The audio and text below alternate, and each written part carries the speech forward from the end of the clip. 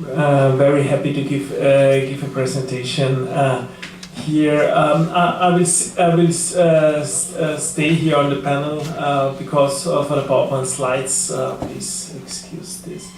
In the next 20 to 25 minutes, I will talk about disempowerment of courts and behind the background of the interrelationship of courts and politics in contemporary legal orders. What I'm going to, and I will actually base my presentation here on my presentation in Sofia here 2 years ago, which was on counter developments to global constitutionalism, mainly focusing on neo-authoritarian approaches and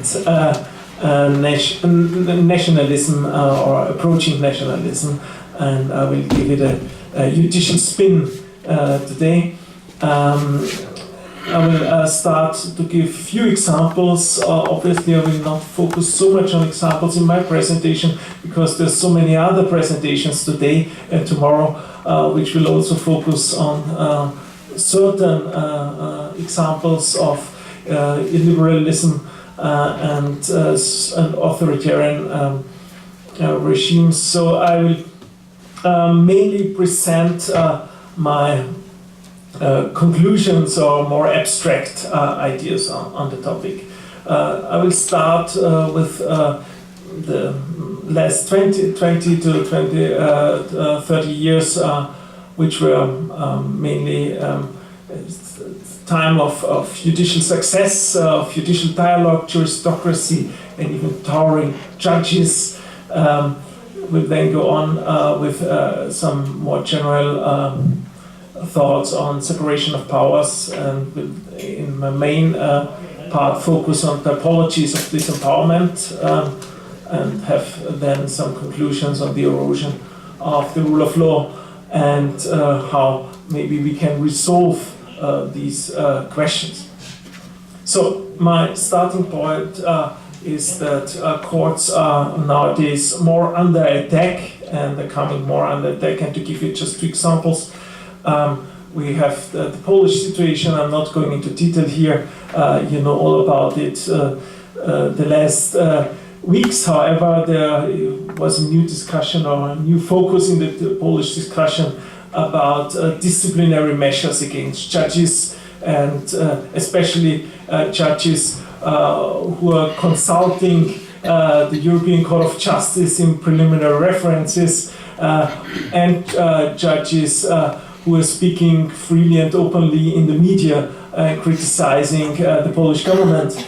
And this is one example for domestic courts, but it's crucial in my perspective that we're not in a comparative constitutional understanding focusing only on a domestic level, but we can also see these courts under attacks on an international sphere. Just giving again just one example, that the United States declared to deny visas to the members of the International Criminal Court because of investigating war crimes of US soldiers. On a domestic level and an international level, we can identify a lot of courts who are coming under attack in different concepts and for different reasons. And this is where I build up on my last presentation. I would say on authoritarian reasons, opposing courts, and for nationalistic reasons, opposing international courts. So this is my starting point, but before I'm going on with these questions of courts under pressure, I think we have to go back, one step back in time, and have to focus on the discussion of the last 20 years when it comes to courts. Just three examples here. One is on judicial dialogue. This is Andreas Voskuhle. He's the president of the German Constitutional Court. On the left side, I'm starting with him. And he's somehow representing judicial dialogue in Europe, the German Constitutional Court in general, but also in person, President Voskuhle. And there was a lot of debate on that, and it was actually strengthening the courts and the power of courts, also the political power of courts, as we already heard in the first presentation.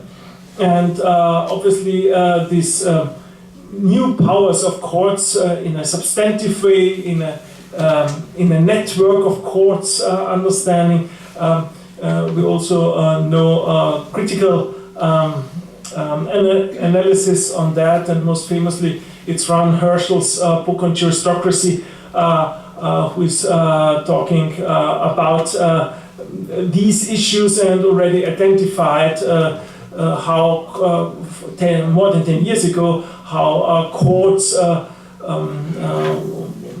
took over more and more political issues and gained political power in the constitutional in the constitutional sphere of each state. And third, there was a conference, I think 2 months ago in Hong Kong, on towering judges, which is focusing on important judges in constitutional courts who are influencing the court, and by the court, the society and the constitutional setting of a country in different manners. And so we are nowadays already focusing on judges as heroes. And to give another example, it's Ruth Bader Ginsburg here. There are different movies now in the cinemas on her, showing that she is a judicial hero. So this is one part of the story, is the rise of political power of courts and judges in the last 20 to 30 years. And what we nowadays see is some kind of opposing or opposition or counter developments to these developments of the last 20 to 30 years. And when we were talking about it, and the critical approaches about more political powers to courts, we were always looking on who has the last word. Is it the parliament, or is it the courts? And the interesting thing, and this is a separation of powers element, is not that it is now about the legislation or the judiciary. What we are facing is the rise of the executive. This is another perspective, and to make it quite clear, I do not believe that the rise of the executive is an answer, a response to the gaining of political power by the courts. I do not think so, but the courts, as they gained power, political powers over the last 20 to 30 years, are the strongest opposition to the authoritarian rise of the executive nowadays. For me, we have to understand it separately from, or shall not believe, like maybe some of the governments, the authoritarian style governments would argue, that now it's necessary to take away the power from the courts because they gained too much power, but it's that authoritarian cannot accept any other power besides their own one.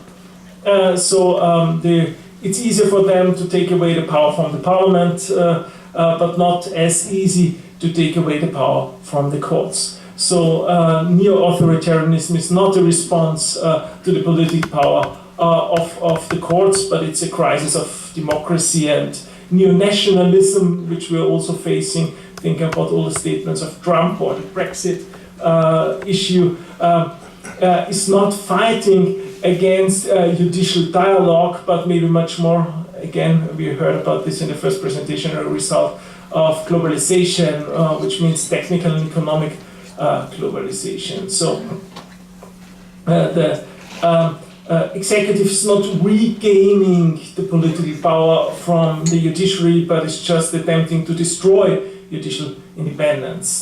This is how I would like to frame this debate. And now to focus on these strategies and developments of disempowerment of courts, I would like to present a typology here. As already mentioned, I will not go into the details of examples because there's so many examples and we will discuss them anyway, but just to present some kind of structure or typology in this regard. And moreover, I would like to stress that I'm not creating a handbook for authoritarian governments how to disempower courts here, but I think it's necessary, just from an Austrian perspective, to know what are the strategies, the authoritarian strategies to disempower courts. And maybe these developments start very slow and very silent, and maybe you're not realizing what's going on here. And so it's necessary to know on how many different ways it's possible to disempower courts here. And obviously it's not always that the government is opposing courts directly by mentioning or attacking courts as bad institutions, but are taking much more subtle strategies to disempower courts. And the typology I would like to present with regard to destruction of judicial independence, there are three ways which we can observe. First is an institutional approach attacking the court itself. The second one is a personal approach attacking the judges, and the third one is a procedural approach against the procedure and the judgment of the courts. Let me go into more detail here. So starting with the institutions, how are courts limited or influenced? First of all, and as I also have beside my Austrian history, I was working for some years in Hungary. I'm always thinking about Hungarian examples somehow. One way of limiting the court is just to limiting the competences of the courts and the accessibility of the courts. Maybe the most or the easiest or most prominent way is to reorganize courts, create new courts, maybe to reshape courts. Then it's always possible to get rid of some judges and to transfer them to other positions. Again, another possibility of what we can observe is that new supervisory authorities within the court structures are introduced, bringing in new people there, and with the supervision of judges, it's still possible to change the possibilities and flexibilities of the judges in their independence. Backing the court obviously is another strategy, bringing in more and more judges and changing majorities, especially in Supreme Courts and constitutional courts. This is a typical strategy.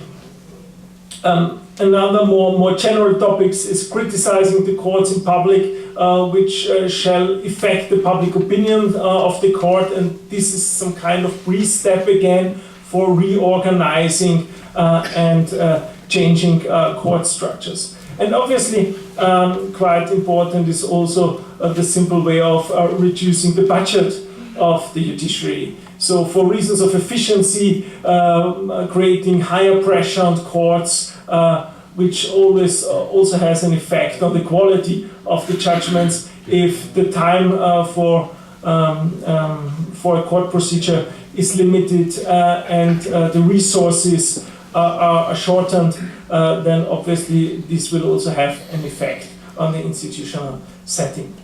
But it's not only an institutional approach which we can observe, but also a personal one. And first, when it comes especially to Supreme Courts or constitutional courts, for reasons of democratic legitimacy, we can see that the nomination of judges, there is an influence by the government for good reasons for doing so. But if there are authoritarian approaches within the government, obviously the idea is to bring in loyal people who will confirm what the government is doing. But still, this is not a guarantee that a judge who maybe some years ago was nominated will then still stick to the government's policies 7 years later. So there are far more strategies to control judges. To get rid of judges, introducing the early retirement scheme was the most prominent court cases which we could observe on the European level. But obviously, procedural amendments can also have a significant effect on the possibilities of courts. Threatening judges, now it's getting really personal, is what we can observe all around the globe, or silencing judges, like the example I mentioned at the very beginning by disciplinary measures in Poland is one of one new dimension to bring pressure to courts. And if you think, just example on Turkey, the recall of judges or even imprisonment of judges in the context of certain threats, if it is terrorist threat or national security. So for this is then the end, the bottom line, which can be reached when it comes to judicial independence. Just short, some elements of procedural elements. So influencing the decision making directly in a certain case is a possibility or strategy.